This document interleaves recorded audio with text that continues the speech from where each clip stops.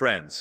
History has shown us one truth. When two mountains stand side by side, they can hold up the sky together. But when their roots start to shake, the earth trembles beneath them. Today we speak of such a tale of two forces who once marched in step and then turned their backs on each other. And in their story, there is a lesson for every fighter, every dreamer, every leader among us. At first they shared dreams, visions, and promises. They stood before the world like twin pillars, unshakable and unstoppable, feeding off each other's energy, amplifying each other's strength. Their bond wasn't just built on words, it was built on shared moments that inspired millions. They projected unity as if it were unbreakable steel. But here's the truth about steel: it doesn't bend quietly, it snaps. Trust between two powerful souls is the strongest weapon they can wield, yet it's also the most dangerous weakness they can carry. When that trust is intact, it becomes a shield that can stop any storm.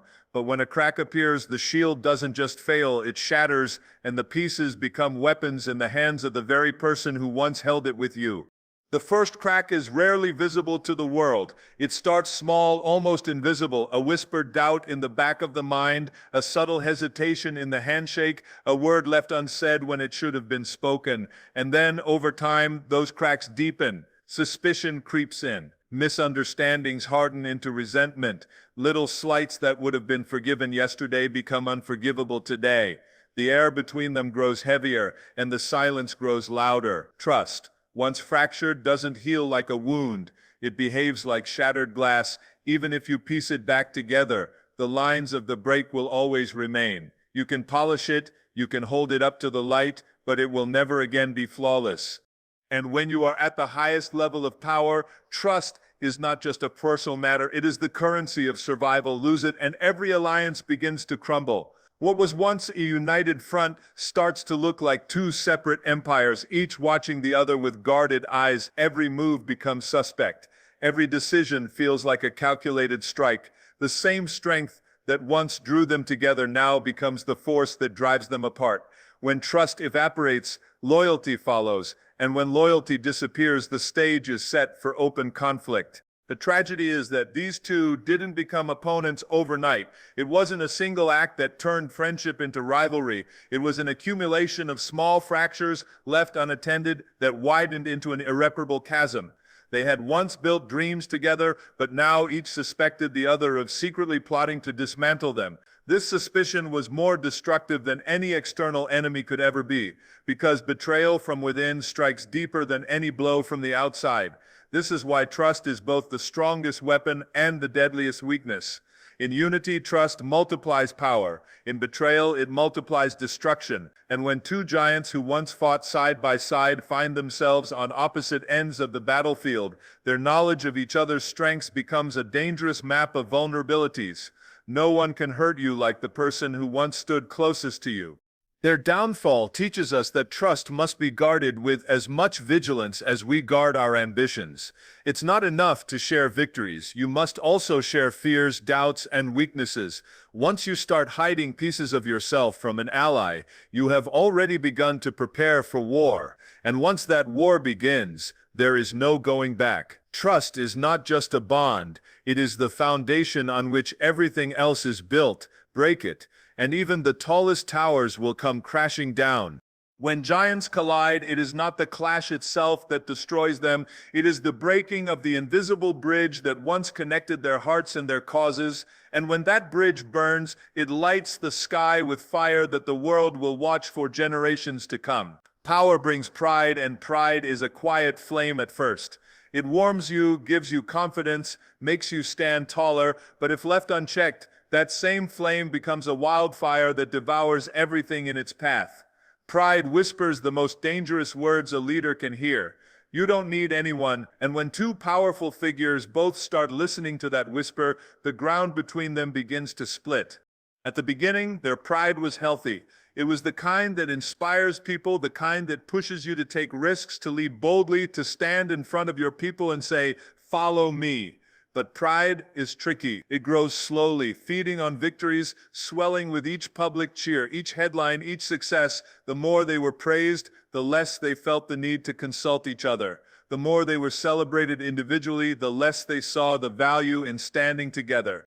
Ego begins its work subtly. It doesn't storm the gates of unity, it quietly slips through the cracks of self-importance. At first, it shows up in small ways: a speech where one fails to acknowledge the other, a policy decision made without warning, a public comment that downplays the other's role. None of these acts are fatal on their own, but each one leaves a mark, a bruise that deepens over time. The unspoken message is clear: I am the center now.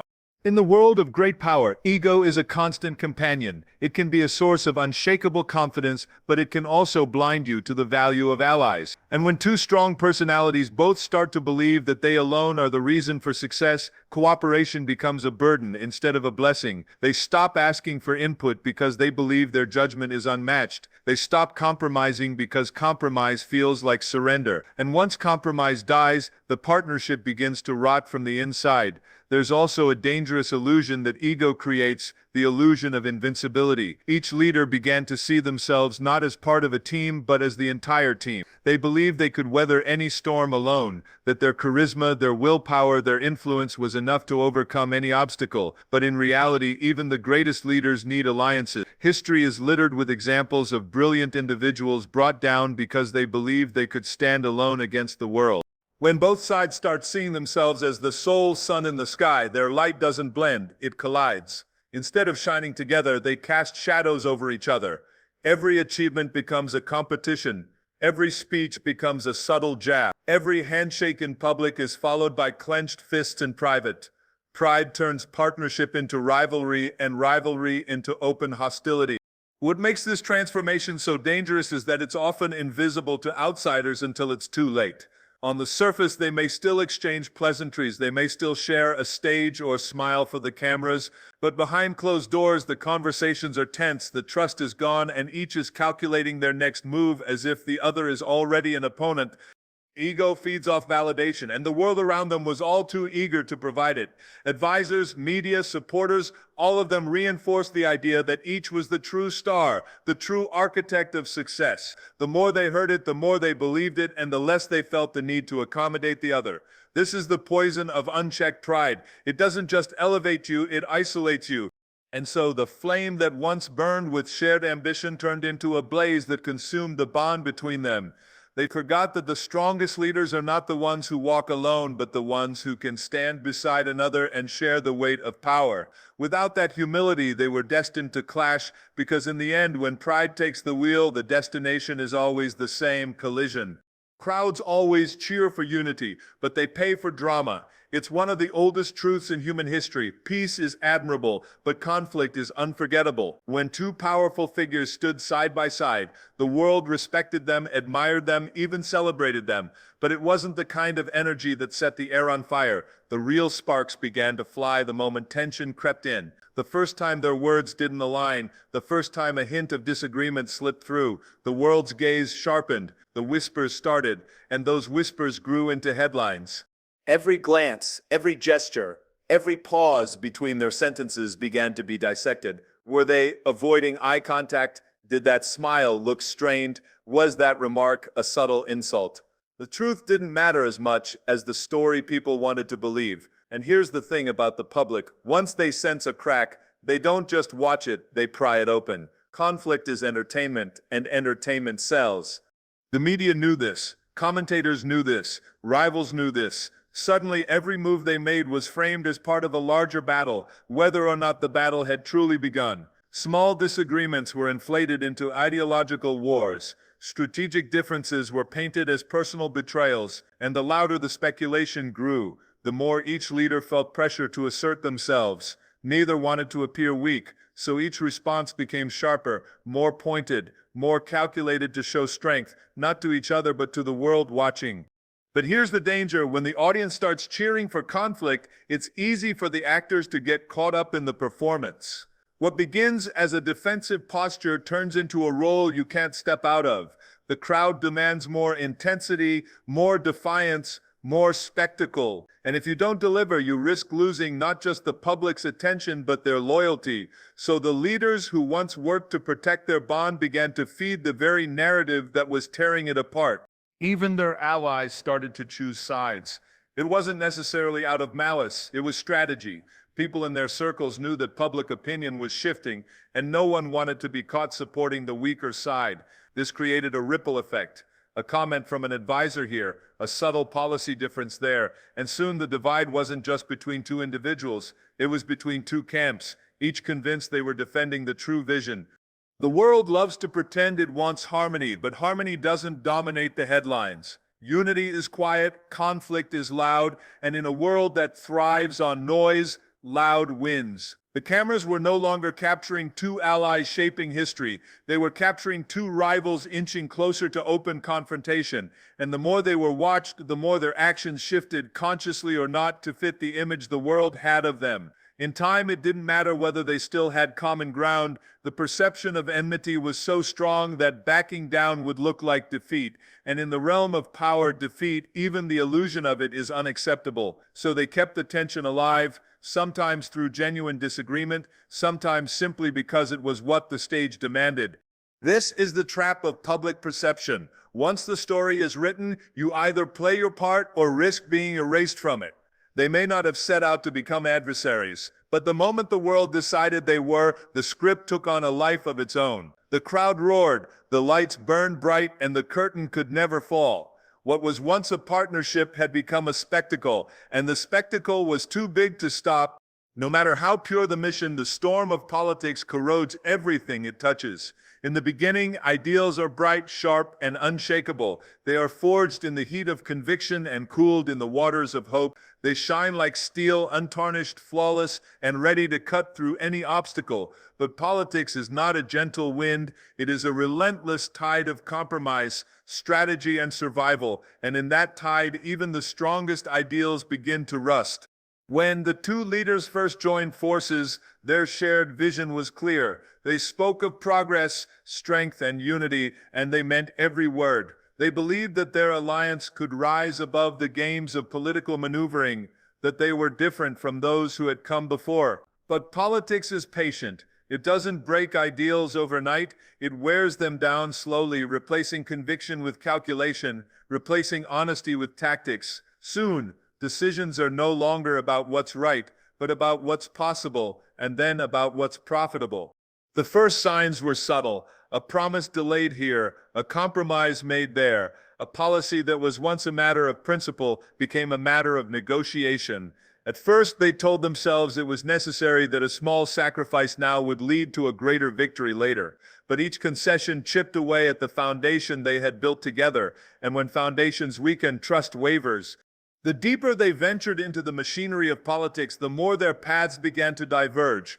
One saw compromise as betrayal, the other saw it as strategy. One believed that ideals must be defended at all costs. The other believed that survival required adaptation. Neither view was entirely wrong, but in politics, disagreement is rarely neutral. Every difference in approach became a wedge, and every wedge widened into a gap. Then came the influence of those around them. Advisors whispered, donors suggested, allies hinted at the benefits of adjusting certain positions. Before long, the very causes that had united them became points of contention. What one saw as a necessary change, the other saw as the first step toward abandoning everything they had promised. It wasn't just about policies anymore, it was about identity. To bend on their principles felt like losing a part of themselves. And here lies the cruel truth. In politics, ideals are often tested not by enemies but by allies. When the people closest to you start to change, you are forced to decide whether to follow them, fight them, or leave them behind. They both began to feel that the other had been compromised. Neither wanted to admit it, but both believed it. The media framed it as a clash of visions. In reality, it was a slow erosion, the wearing away of common purpose under the grinding weight of political necessity.